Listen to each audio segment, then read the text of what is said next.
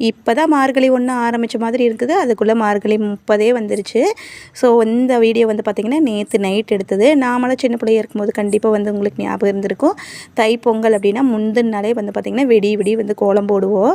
So இந்த வருஷம் பார்த்திங்கன்னா அம்மு என்கிட்ட வந்து போட்டிக்கு வந்துட்டா.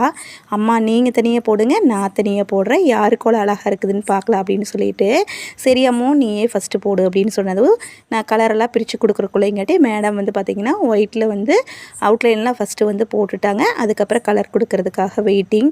சரி அவளே போட்டால் எவ்வளோ நேரம் ஆகும் அப்படின்னு சொல்லிட்டு நானும் சின்ன சின்ன ஹெல்ப்பெல்லாம் வந்து பண்ணினேன்.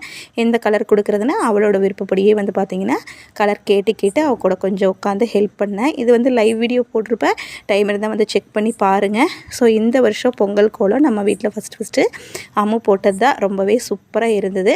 இந்த லெட்டர்ஸ் எல்லாம் அவள் போட்டு முடிச்சதுக்கப்புறம் நான் எழுதினேன். அவள் போட்டு முடிக்கிறக்கே 11 மணி போல் ஆயிடுச்சு. அதுக்கப்புறம் நான் இந்த கோலம் போட்டு முடிக்கிறதுக்கு கிட்டத்தட்ட ஒரு 12:30 மணி போல் ஆயிடுச்சு. ஸோ இந்த வருஷம் பொங்கல் கோலம் இதுதான். பிடிச்சிருந்தா கண்டிப்பாக லைக் பண்ணுங்கள். ஸோ அனைவருக்கும் இனிய தித்திக்கும் தை திருநாள் நல்வாழ்த்துக்கள். Happy Pongal all.